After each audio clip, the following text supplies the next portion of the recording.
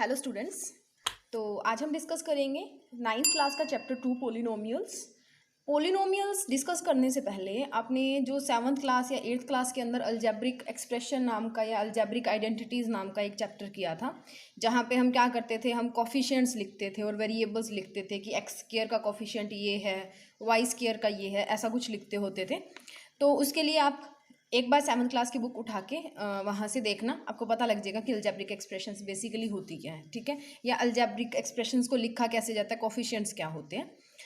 तो पोलिनोमियल की इंट्रोडक्शन करने से पहले इंट्रोडक्शन के अंदर हम करेंगे, पहला है अलजेब्रिक एक्सप्रेशंस कि अलजेब्रिक एक्सप्रेशंस क्या होती हैं। तो अलजेब्रिक एक्सप्रेशन करने के लिए हमें दो चीज़ों को समझना जरूरी है। First is constant and second one is variable. ये इनके पार्ट नहीं है, पर अलजेब्रिक एक्सप्रेशन को समझने से पहले हमें इन दोनों का पता होना चाहिए कि कांस्टेंट्स क्या होते हैं और वेरिएबल्स क्या होते हैं। तो कांस्टेंट हमारे पास क्या होता है, किसी भी प्रॉब्लम के अंदर या किसी भी सिचुएशन के अंदर जिसकी वैल्यू कभी चेंज ना होती हो उसको बोला जाता है कांस्टेंट्स, ठीक है। जैसे पाई की वैल्यू है, हम क्या करते हैं, एरिया निकालते हैं, एरिया ऑफ सर्कल निकालते हैं, ठीक है। तो एरिया ऑफ सर्कल के अंदर भी पाई की वैल्यू वही 22/7 या 3.14 रहती है। एरिया ऑफ सफियर निकाल लो तो भी वही रहेगी पाई की वैल्यू, ठीक है। एरिया ऑफ जो हमारे पास सिलेंडर है वो निकाल लो तो भी पाई की वैल्यू वही रहती है। तो वो पर्टिकुलर जो वैल्यूज़ जो कभी चेंज ना करे किसी भी सिचुएशन की, एक क्वेश्चन से दूसरे पे जाओ, दूसरे से तीसरे पे जाओ, या सर्कल से सफियर पे जा रहे हो, सफियर से सिलेंडर पे जा रहे हो, तो वो कभी चेंज ना करे, ठीक है। दूसरा हमारे पास आता है वेरिएबल्स। वेरिएबल्स देखो, दो वर्ड से मिला ये, वेरी एबल। वेरी का मतलब होता है जो चेंज करे, ठीक है, और एबल मतलब जो कर सकता है। एबल होने का मतलब जो जिसके पास क्षमता होती है किसी चीज़ को करने की, वो एबल है। हम बोल दें कि कोई किसी चीज़ को काम को करने के लिए एबल होता है, मतलब वो उस काम को कर सकता है। तो वेरिएबल को जब हम तोड़ते हैं तो वेरी प्लस एबल बनता है। वेरी का मतलब होता है चेंज, और एबल का मतलब जिसके अंदर चेंज हो सकता है, जो अपने अंदर चेंज को प्रोड्यूस करवा सकता है, चेंज करवा सकता है। तो वो पर्टिकुलर वैल्यूज़ जो चेंज होती है, एक प्रॉब्लम से दूसरी प्रॉब्लम पे अगर हम जाते हैं तो वो पर्टिकुलर वैल्यूज़ जो चेंज हो जाती हैं, ठीक है, उनको बोला जाता है वेरिएबल्स। जैसे मैंने एग्जांपल ली थी अभी सफियर की। मान लो हमने क्या करना है, इस सर्कल का एरिया निकालना है। इसका रेडियस आपके पास R1 था। एक इस सर्कल का एरिया निकालना है, इसका रेडियस आपके पास R2 है।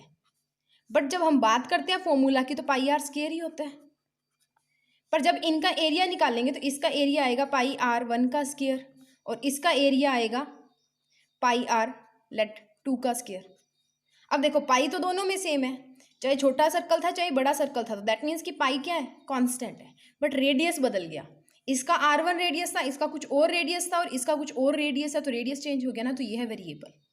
तो अगर हम सर्कल के एरिया की फॉर्मूला की बात करते हैं पाई आर स्क्वायर, तो पाई जो है वो चाहे बड़ा सर्कल है चाहे छोटा सर्कल है, जितना जैसा मर्जी सर्कल है, कभी भी चेंज नहीं होता, चेंज होता है हमारा आर रेडियस। तो ये जो पाई है ना, ये है हमारा कांस्टेंट, और ये जो आर हमारा होता है ये है वेरिएबल, ठीक है। फॉर एग्जाम्पल आपको एक और चीज़ दिखाती हूँ। जैसे हम कोई महीना मान लेते हैं, जनवरी का मंथ मान लिया हमने, तो जनवरी के मंथ की अगर मैं डेट्स लिखूँ तो क्या लिखेंगे, पहली क्या आएगी 1/1/2020, फिर 2/1/2020, फिर 3/1/2020, फिर 4/1/2020, फिर 5/1/2020, एंड लास्ट हमारे पास क्या बनेगी 31/1/2020, यही बनेगा। अब आप यहाँ से देखो, ये 1/1/1/1/1 सेम आ रहा है, चेंज नहीं हुआ ना पूरे महीने, मतलब ये क्या है, कांस्टेंट है। एक पर्टिकुलर महीने की बात कर रही हूँ, ठीक है। 2020 ये भी तो चेंज नहीं हो रहा 31 तक, तो ये भी क्या हो गया, जनवरी के अंदर ये कांस्टेंट है, ठीक है। 2020 तो पूरे साल के अंदर कांस्टेंट रहेगा, तो 1 हमारा जनवरी के, पर्टिकुलर जनवरी की हम बात करें तो जनवरी के अंदर 1 कांस्टेंट है। बट आगे देखो 1 2 3 4 5 और 31 चेंज हो रही है ना, तो ये 1 2 3 4 5 किसको रिप्रेजेंट कर रही है, वेरिएबल्स को, ठीक है। और एक एग्जाम्पल लेकर करना चाहें तो जैसे मान लो आपके मैथ्स में एग्ज़ाम में नंबर आते हैं, किसी के 99 आगे 100 में से, किसी के 95 आगे 100 में से, किसी के 91 आगे 100 से, किसी के 80 आगे 100 में से, ठीक है। अब ये देखो 100 तो सभी के लिए सेम है, सारे बच्चे, चाहे 50 बच्चे हैं, चाहे 60 बच्चे हैं, चाहे 100 बच्चे हैं, तो सबके लिए क्या है, 100 तो सेम है। बट चेंज क्या हो रहा है, 99 95 91 80। तो ये वाले जो मार्क्स हैं, मार्क्स जो है वो वेरिएबल हैं, एक बच्चे से दूसरे बच्चे पे जाके ये चेंज कर सकते हैं, पर ये तो नहीं है कि टोटल मार्क्स चेंज हो जाएंगे। किसी को 150 में से नंबर दे रहा है टीचर, किसी को 100 में से दे रहा है, तो जो टोटल मार्क्स है वो कांस्टेंट है, जो ऑब्टेन्ड मार्क्स हैं वो क्या होते हैं, वेरिएबल्स होते हैं। ठीक है, और बेसिकली हम क्या करते हैं, वेरिएबल्स को पूरे मैथ्स के अंदर जब भी हम रिप्रेजेंट करते हैं एक्स वाई या जेड से करते हैं, हम बोलते हैं एक्स कोई वेरिएबल है या वाई कोई वेरिएबल है या जेड कोई वेरिएबल है। अब एक्स के वेरिएबल होने का मतलब क्या होता है कि एक्स की वैल्यू बदल सकती है। अगर आप एक जगह से दूसरी जगह पे, एक क्वेश्चन से दूसरे क्वेश्चन पे जाओगे तो एक्स की वैल्यू बदल सकती है। ठीक है, तो उसके बाद में हम अब यहाँ से हमारे पास एक कंक्लूजन निकलता है और हम एक अलजेब्रिक एक्सप्रेशन की फॉर्म बनाते हैं। हमने अभी बात की कांस्टेंट की, वेरिएबल की। ठीक है, तो हमारे पास क्या होता है, अलजेब्रिक एक्सप्रेशन क्या होती है, इंटीजर कांस्टेंट। इंटीजर्स आपने 7th क्लास के अंदर पढ़े थे। इंटीजर्स वो जिनको हम क्या कर सकते हैं, नंबर लाइन के ऊपर रिप्रेजेंट कर सकते हैं। पॉजिटिव इंटीजर्स, नेगेटिव इंटीजर्स, सारे प्लस और माइनस के जितने भी नंबर्स होते हैं हम उनको मिला के लिखते हैं, जितने भी है, चाहे वो होल नंबर्स है, चाहे वो रैशनल नंबर्स है, चाहे वो कुछ भी है, वो क्या होते हैं, हमारे पास इंटीजर्स होते हैं। ठीक है, तो integer constant multiply by a variable, और वेरिएबल की पावर क्या, रैशनल नंबर, वो होती है अलजेब्रिक एक्सप्रेशन। एक आपने इंटीजर कांस्टेंट लेना है, जैसे 5 6 7 8 9 10 कोई भी नंबर ले लो, उसको मल्टीप्लाई करना है वेरिएबल से। वेरिएबल्स को हम किससे लिख रहे हैं, एक्स वाई जेड से लिख रहे हैं, तो एक्स वाई जेड कुछ भी ले लो। ठीक है, उसकी power rational number, rational number यानी कि पी अपॉन क्यू की फॉर्म में पावर होनी चाहिए और क्यू नॉट इक्वल टू 0 होना चाहिए, ऐसी पावर होनी चाहिए। फॉर एग्जाम्पल 5 एक इंटीजर है और 5 की वैल्यू 5 ही होती है, चेंज नहीं हो सकती। ये तो नहीं है कि मैं 5 की वैल्यू 5 बता रही हूँ और दूसरा पर्सन क्या करेगा, 5 की वैल्यू 10 बता दे, नहीं होगा ना। 5 कांस्टेंट है, जितने भी नंबर्स हमारे पास होते हैं वो कांस्टेंट होते हैं। ठीक है, चाहे वो कोई भी नंबर होते हैं उनकी वैल्यू कांस्टेंट आती है, 1 2 3 4 इनकी वैल्यू इतनी ही होती है। तो ये हो गया कांस्टेंट, मल्टीप्लाई किया किससे, वेरिएबल से। एक्स हमारा वेरिएबल है और उसकी power rational number that is half, तो इनको मल्टीप्लाई करेंगे तो 5x की पावर हाफ, तो ये क्या बन गई हमारे पास, अलजेब्रिक एक्सप्रेशन बन गई। वैसे ही हम क्या कर सकते हैं, 5x की पावर माइनस हाफ भी ले सकते हैं, माइनस हाफ भी तो एक रैशनल नंबर है, तो वो भी क्या होगी, हमारी एक अलजेब्रिक एक्सप्रेशन होगी। रैशनल नंबर मैंने आपको बता दिया पी बाई क्यू की फॉर्म में होता है, क्यू नॉट इक्वल टू 0 होता है। अब एक माइंड में क्वेश्चन आता है कि क्या 6x का स्क्वायर एक अलजेब्रिक एक्सप्रेशन नहीं है, क्योंकि यहाँ पे तो ये होल नंबर है, रैशनल नंबर तो नहीं है। पर हम क्या कर सकते हैं, इस 2 को मैं ये भी तो लिख सकती हूँ 2/1, कोई फर्क पड़ेगा, तो 2/1 को 2 भी तो लिख सकते हैं। दैट मीन्स कि 6x का स्क्वायर भी हमारे पास क्या एक अलजेब्रिक एक्सप्रेशन है, क्योंकि हम इंटीजर्स को कैसे लिख सकते हैं, देखो सारे इंटीजर्स रैशनल नंबर होते हैं सारे, चाहे वो 2 है, 3 है, -1 है, -2 है, -3 है, कुछ भी है, तो हम 1 को क्या लिख सकते हैं, 1/1, 5 को क्या लिख सकते हैं, 5/1, 6 को क्या लिख सकते हैं, 6/1, तो ये होगी पी बाई क्यू की फॉर्म, और क्यू हमारा 0 भी नहीं है, 1 के इक्वल आ रहा है। ठीक है, तो ये जरूरी नहीं है कि आप सीधे वो रैशनल नंबर लेके चलो, सारे जो इंटीजर्स होते हैं वो भी रैशनल नंबर्स ही होते हैं। तो 6x का स्क्वायर, 5x का स्क्वायर, 4x का स्क्वायर, 4x की क्यूब, 5x की क्यूब, कोई भी जो होगा वो हमारे पास क्या होगी, एक अलजेब्रिक एक्सप्रेशन होगी। कुछ और एग्जांपल ले लेते हैं। मान लो आपके पास 100 रुपये हैं या 200 रुपये हैं, आपने क्या करना है, कॉपीज लेने जाना है, नोटबुक्स लेने जाना है। ठीक है, कॉपी लेके आनी है आपने, एक कॉपी 20 रुपये की है। अब आप वही कॉपी लेने जा रहे हो तो भी वो 20 रुपये की है, आपकी क्लास में से कोई और वो कॉपी लेने जा रहा है तो भी वो 20 रुपये की है, स्कूल में से कोई वो कॉपी लेने जा रहा है तो भी वो 20 रुपये की है। तो वो कॉपी का जो कॉस्ट प्राइस है वो क्या है, कांस्टेंट। पर आपने कितनी कॉपीज लेनी है वो आपके ऊपर डिपेंड करता है। ठीक है, आपको 2 कॉपीज लेनी है, 4 लेनी है, 6 लेनी है। अब ये तो नहीं है कि आपको 4 कॉपीज लेनी है तो पूरी क्लास को ही 4 कॉपीज लेनी है, हो सकता है किसी को 2 लेनी हो, किसी को 3 लेनी हो, तो वो अकॉर्डिंग टू द नीड बदलती रहती है, तो वो हमारे पास हो गया वेरिएबल। तो cost price of the copy तो हमारे पास कॉन्स्टेंट है, बट हमारी नीड कि हम कितनी कॉपीज को बाय करें, ठीक है, वो चेंज हो सकती है, 2 3 4 वटेवर कुछ भी, ठीक है, कुछ भी ले सकते हैं। तो कॉपीज हो गई कांस्टेंट और हमारे पास 2 4 1 ये जो हो गए वेरिएबल्स हो गए। उसके बाद अगर हम बात करें कि जो अलजेब्रिक एक्सप्रेशंस होती हैं उनकी प्रॉपर्टीज़ क्या होती हैं, देखो प्रॉपर्टीज़ का मतलब क्या होता था, हम जब छोटी क्लासेस में थे तो जब इंटीजर्स की बात करते थे तो हम करते थे कि इंटीजर को अगर इंटीजर से मल्टीप्लाई करते हो तो क्या वो इंटीजर आता है, इंटीजर को इंटीजर से डिवाइड करें तो क्या वो इंटीजर आता है, इंटीजर के अंदर इंटीजर प्लस करें तो क्या इंटीजर बनता है, या इंटीजर के अंदर इंटीजर को माइनस करें तो क्या वो इंटीजर बनता है, ऐसे कुछ करते हैं। तो हम कितनी प्रॉपर्टीज़ करते हैं, हम एडिशन की प्रॉपर्टी करते हैं, ठीक है, सब्ट्रैक्शन की प्रॉपर्टी करते हैं, मल्टीप्लिकेशन यानी कि प्रोडक्ट की प्रॉपर्टी करते हैं, एंड डिवीज़न की प्रॉपर्टी करते हैं, ठीक है। ये कुछ मेन प्रॉपर्टीज़ होती हैं जो हम rational numbers, integers, whole numbers सबके केस में करते हैं। तो यही प्रॉपर्टीज़ हम बेसिकली देखेंगे कि अलजेब्रिक एक्सप्रेशन के अंदर फॉलो करती है या नहीं। तो हम हमारे पास क्या होगा कि एक अलजेब्रिक एक्सप्रेशन के अंदर अगर आप दूसरी अलजेब्रिक एक्सप्रेशन को ऐड करते हो तो आपका आंसर भी क्या आएगा, अलजेब्रिक एक्सप्रेशन आएगा। इसको हम क्या बोलते थे कि क्लोजर अंडर एडिशन, यही बोलते थे, क्लोजर अंडर एडिशन।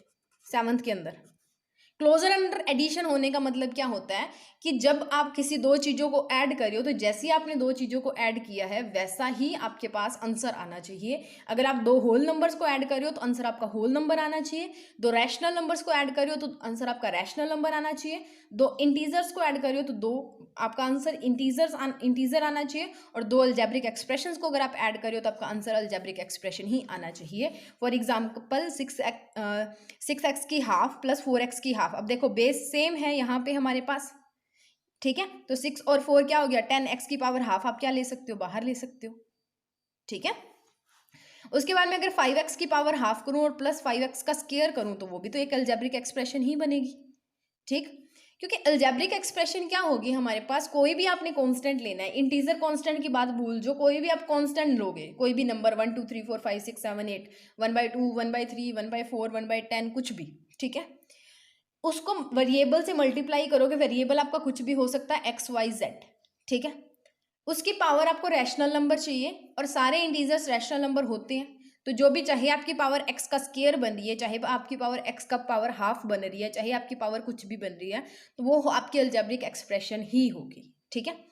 अब बात करते हैं कि अलजेब्रिक एक्सप्रेशन में से अलजेब्रिक एक्सप्रेशन को माइनस करेंगे तो भी हमारे पास अलजेब्रिक एक्सप्रेशन ही आएगा। और इस प्रॉपर्टी को बोलते हैं क्लोजर अंडर सब्ट्रैक्शन, यानी कि जैसे आप दो चीज़ों को माइनस कर रहे हो वैसी ही आपके पास अगली चीज़ बन के आ रही है, ठीक है। तो 6x हाफ में से मैं -4x का स्क्वायर कर दूँ, 6x की पावर हाफ में से -4x का स्क्वायर करती हूँ तो भी मेरे पास आंसर अलजेब्रिक एक्सप्रेशन ही बनेगा। नेक्स्ट होता है मल्टीप्लिकेशन की। तो दो अलजेब्रिक एक्सप्रेशन को जब आपस में मल्टीप्लाई किया जाता है, algebraic expression into algebraic expression, तो आंसर भी क्या आता है, अलजेब्रिक एक्सप्रेशन ही आता है। 6x की हाफ प्लस 4x का स्क्वायर ऐड कर दो, बेस सेम है तो पावर्स क्या हो जाती हैं, ऐड हो जाती है मल्टीप्लिकेशन के अंदर। तो x की पावर हाफ प्लस 2 5/2 बन गई और 6 4 ज़ा 24, तो 24 x की पावर 5/2। अब 5/2 क्या एक रैशनल नंबर है, ये क्या एक कांस्टेंट है और x क्या एक वेरिएबल। तो कांस्टेंट इनटू वेरिएबल की पावर रैशनल नंबर क्या होती है, अलजेब्रिक एक्सप्रेशन ही तो होती है। उसके बाद में क्या होता है कि जब हम अलजेब्रिक एक्सप्रेशन को अलजेब्रिक एक्सप्रेशन से ही डिवाइड करते हैं तो भी आंसर हमारा क्या आता है, अलजेब्रिक एक्सप्रेशन ही आता है। जैसे 5x के स्क्वायर को मैंने 6x की पावर हाफ से डिवाइड किया, तो यहाँ से मैं 5, देखो छोटी क्लासेस में हम करते थे, यहाँ से पावर अगर ऊपर जाती है तो पावर माइनस की हो जाती है, तो x की पावर जो भी थी वो माइनस की हो जाएगी, तो ये हाफ ऊपर जाएगा तो x की पावर -1/2 होगी। अब बेस सेम है तो पावर्स क्या हो जाती हैं, ऐड।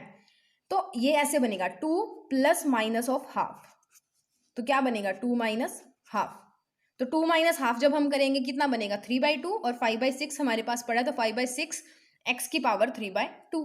अब आप ये बोलोगे कि ये तो कोई इंटीजर कांस्टेंट नहीं है, ये तो इंटीजर नहीं है, ठीक है। इंटीजर्स क्या होते हैं 1 2 3 4 5 6 7 8 9 10, जो भी हम जो अपनी नंबर लाइन के ऊपर रिप्रेजेंट करते हैं, छोटी क्लासेस में आप पढ़ते थे, वही होते हैं इंटीजर्स हमारे पास, -1 -2 -3, ठीक है। पर इसकी वैल्यू जब हम 5 को 6 से डिवाइड करेंगे तो इसकी वैल्यू तो कुछ कांस्टेंट नंबर ही आएगी ना। ये तो नहीं है कि मैं 5/6 को डिवाइड करी हूँ मेरा आंसर कुछ और आ रहा है, किसी कोई और वहाँ पे 5/6 को डिवाइड कर रहा है उसका आंसर कुछ और आ रहा है, ये तो नहीं होता ना। तो 5/6 है तो एक कांस्टेंट ही, ठीक है। तो कांस्टेंट मल्टीप्लाई बाय वेरिएबल और उसकी पावर रैशनल नंबर। तो हम क्या करते हैं, इस जो अलजेब्रिक एक्सप्रेशन होती है उसकी जर्नल फॉर्म को थोड़ा सा बदल देते हैं, और थोड़ा सा क्या बदलेंगे कि जहाँ पे हमने इंटीजर कांस्टेंट लिखा था वहाँ पे हम सीधा कांस्टेंट लिख देते हैं, इनटू वेरिएबल कर देते हैं, और वेरिएबल की पावर क्या कर देते हैं, रैशनल नंबर। तो वो हमारी बनती है अलजेब्रिक एक्सप्रेशन। ये हमारे पास लास्ट फॉर्म है जो अलजेब्रिक एक्सप्रेशन को लिखने के लिए हम यूज़ करते हैं, ठीक है।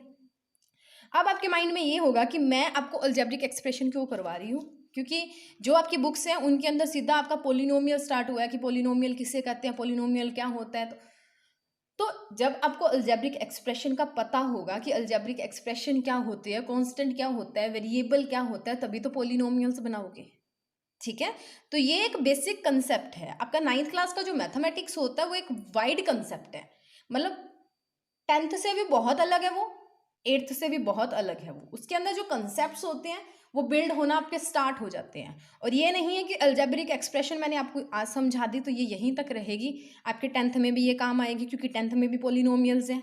+1 +2 में जाओगे, मैथ्स रखोगे तो भी वहाँ पे काम आएगी, और +1 +2 नहीं, उससे आगे भी अलजेब्रिक एक्सप्रेशंस या पोलिनोमियल्स आपका पीछा नहीं छोड़ने वाले। ठीक है, तो आपको बेसिकली पता होना चाहिए कि अलजेब्रिक एक्सप्रेशन क्या होती है और पोलिनोमियल, दोनों में डिफरेंस क्या होता है। ठीक है, दोनों को हम कैसे लिख सकते हैं, तो एक आपका कंसेप्ट जो है वो क्लियर होना चाहिए माइंड के अंदर, कि आप देख के बता सको कि ये पोलिनोमियल है या अलजेब्रिक एक्सप्रेशन है, क्या है क्या। ठीक है, या हम पोलिनोमियल को जब डिफाइन करते हैं तो उसके डेफिनेशन को हम जब उसको समझाना होता है, उसका कंसेप्ट क्लियर करना होता है, तो उसके अंदर अलजेब्रिक एक्सप्रेशन को समझाना बहुत ज़रूरी होता है। उसके बाद में कुछ और प्रॉपर्टीज़ हैं हमारे पास, ये इतनी इंपॉर्टेंट नहीं है कि अलजेब्रिक एक्सप्रेशन के अंदर अगर हम किसी कांस्टेंट को ऐड करते हैं तो वो अलजेब्रिक एक्सप्रेशन ही रहेगी। जैसे 6x की पावर हाफ + 5 कर दिया तो अलजेब्रिक एक्सप्रेशन ही रहेगी। अगर अलजेब्रिक एक्सप्रेशन में से कुछ माइनस कर देते हैं, जिससे 6x की पावर हाफ में -5 किया तो भी अलजेब्रिक एक्सप्रेशन ही रहती है। अगर उसमें कुछ मल्टीप्लाई कर देते हैं तो भी अलजेब्रिक एक्सप्रेशन ही रहती है, और अगर उसको डिवाइड कर देते हैं तो भी अलजेब्रिक एक्सप्रेशन ही रहती है। ठीक है, तो ये कुछ प्रॉपर्टीज़ हैं अलजेब्रिक एक्सप्रेशंस की, इनको दिमाग में जरूर रखना है। जब भी आप पोलिनोमियल्स कर रहे हो तो आपको पता होना चाहिए पहले कि अलजेब्रिक एक्सप्रेशंस क्या होती है। ये छोटी क्लास का कंसेप्ट था थोड़ा सा, पर आपको पता होना चाहिए। 7th क्लास के अंदर भी इसका एक कंसेप्ट आता है। ठीक है, Please subscribe our channel and press the bell icon for more updates.